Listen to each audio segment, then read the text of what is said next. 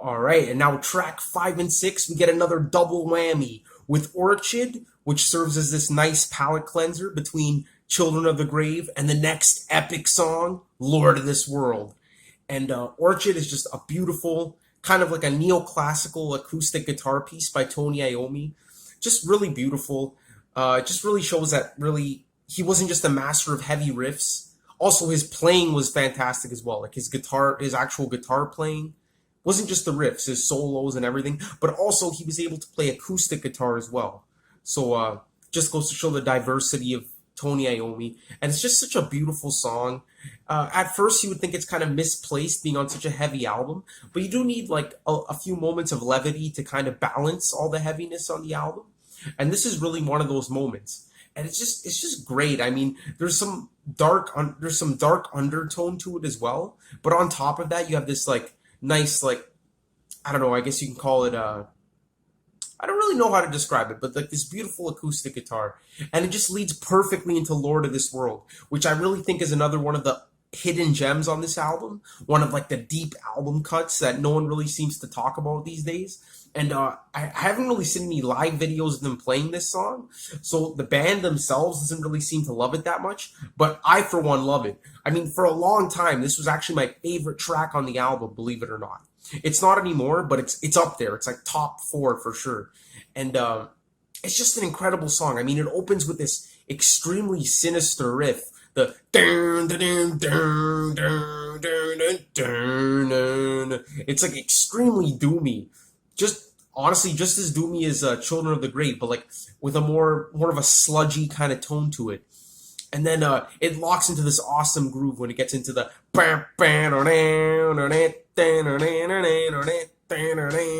it kind of sounds like industrial, if that makes sense. Like it has like this industrial pace to it. And then Ozzy comes in and his vocals kind of mirror the riff, which is really cool because usually when Ozzy kind of like mirrors the riff, it sounds kind of lazy, like on previous albums. And that sounds kind of harsh, but kind of sounds like he couldn't come up with a melody, so he just imitated the riff. But on this song, it really works. Like his vocals kind of adding on to that riff are extremely hypnotic. And the lyrics are just fucking phenomenal. I mean, again, it's another song about how, the world's going to shit. We've made Satan the Lord of this world. God kind of like gave up on this place a long time ago. Kind of reminds me of Visions of Angels by Genesis in that sense. But anyway, going off topic again. But yeah, definitely a very sinister song, talking about how, we in life, we sell our souls to Satan. Like we do anything we can to get ahead. But then when it's time to die, we try to turn to God. And at that point, it's already too late. So again, a lot of parallels with After Forever. But yeah, it's a really, really interesting song. And lyrically, as I mentioned, it's fantastic, but musically as well. And not just the riffs. I mean, the riffs are fantastic, but there's these two epic climaxes in the song where the band just goes all out. And I sound like a broken record at this point, but Geezer Butler's bass playing just totally makes the song. I mean, you're an amazing bass player when you're listening to the song, and rather than focusing in on Tony Iommi's guitar playing, you're focusing in on the bass playing, which is honestly what I feel when I get to this part of the song. And it's just such an epic climax. And what I love about it is that they repeat the climax again at the end of the song. So like you get a double helping of that epic feel. And wow, it's just honestly one of the best. I'm going to give it a 10 out of 10. Honestly, like I can't give it anything less than that. It's just perfection in every way.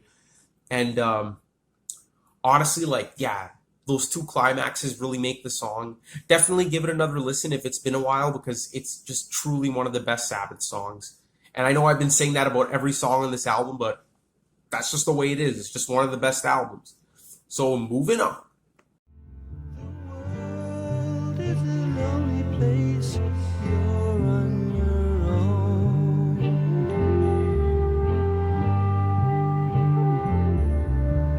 Guess I will go home, sit down alone.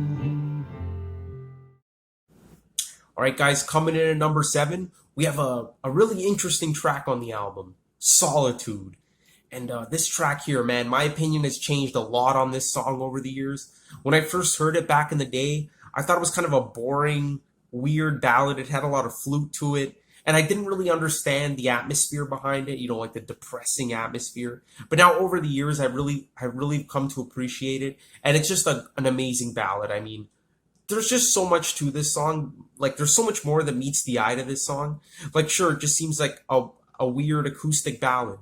But if you listen to the vocals, it sounds nothing like Ozzy Osbourne. I mean, a lot of people actually thought this was Bill Ward singing. I guess because he sang like a couple Black Sabbath songs on subsequent albums. They thought like, okay, if it wasn't Ozzy, it must be Bill Ward.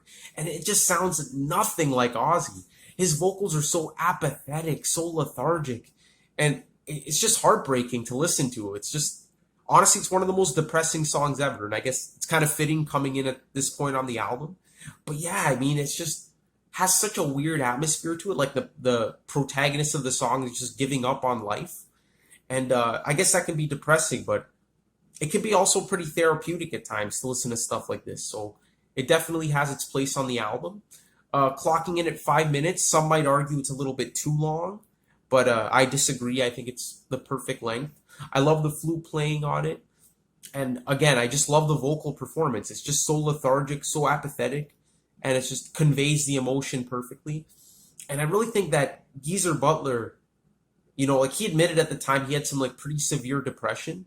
But back then, they didn't really know how to diagnose shit like that or treat shit like that. So, he used to think of it as like being paranoid, which is where the song title from Paranoid actually came from.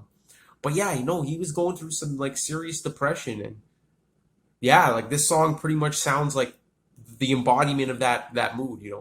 Like I've never actually been like clinically depressed, but like when I'm feeling down and everything and like I feel like doing nothing, this is the song that really embodies that emotion. So like kudos to Black Sabbath for proving that, like they can bring the heavy, doomy riffs, but when they want to get emotional, they can really do it. And I really think that this is a much better song than Changes on the next album, which is also a really good track, but this one feels a lot more genuine, a lot more heartfelt. So yeah, Solitude, great, great track. I'm going to give it an 8.5 out of 10. Sorry guys, before we move on, I should clarify that in Solitude, it is Ozzy singing. I was rewatching that part and I realized I didn't mention that it actually is him singing, but yeah, it is. So that's the whole point of what I was talking about, like how it doesn't sound like Ozzy, but it is. So it's not Bill Ward, it's Ozzy. Just wanted to get that straight.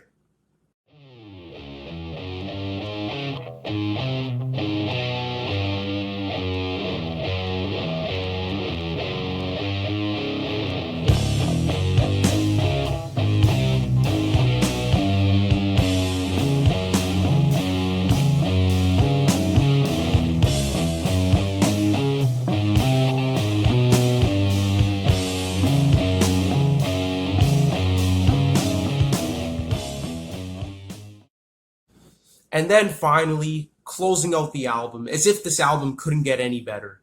We have arguably the best song on the album, arguably the best Black Sabbath song ever made, Into the Void.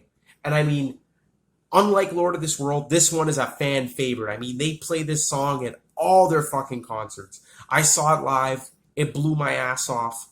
I'm sure a lot of Sabbath fans have seen it live throughout the years. And it's an amazing experience. I mean, it's just simply one of the best Black Sabbath songs, one of their heaviest songs by far, and it just contains arguably the best guitar riff ever crafted, ever, with the intro riff. And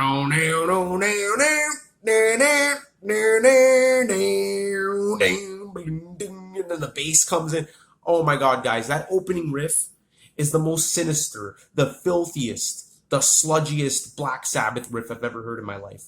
And it just goes on for a good 2 minutes. And I mean, Tony Iommi knew this was one of the best riffs of all time. And he just treats your ears to it for a good 2 minutes. And you're just in metal heaven every time you hear it. And it just has this jazzy kind of vibe to it. Like, again, I could picture like a jazz fusion band or like a horn section kind of playing this on trombone. Like, just picture that, like the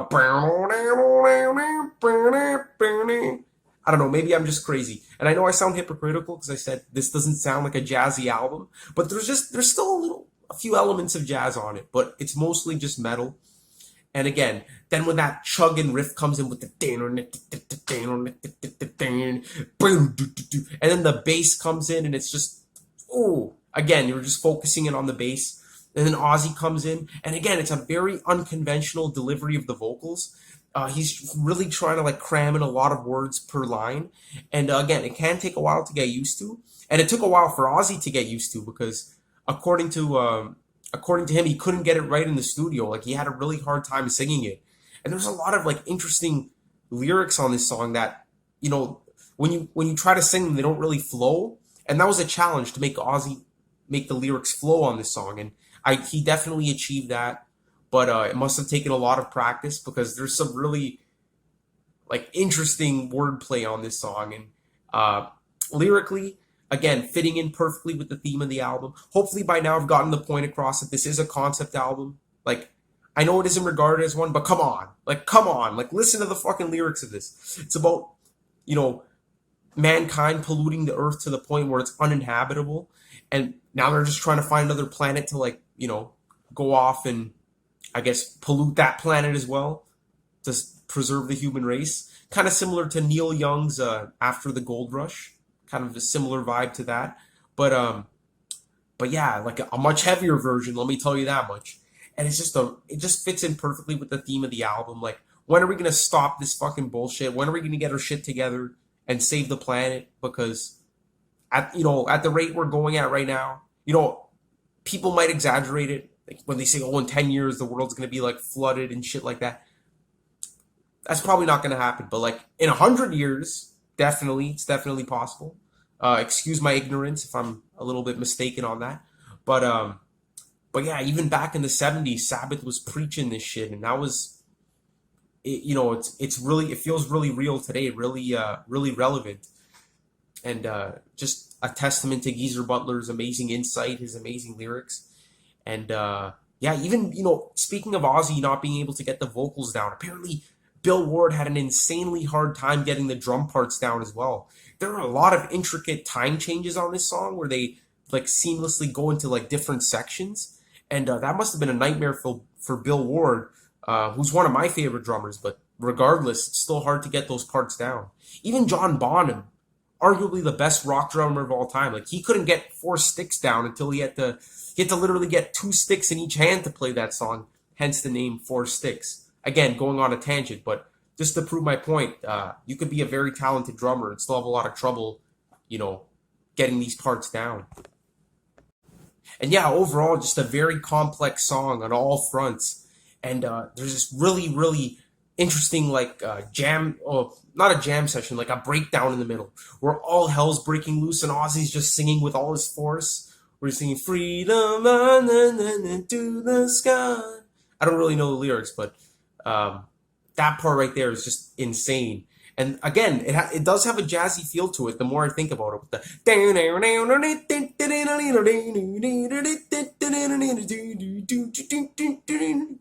does have like a little bit of a jazzy feel. So I'm starting to retract that statement a bit, but definitely less blues influenced. The jazz is still there.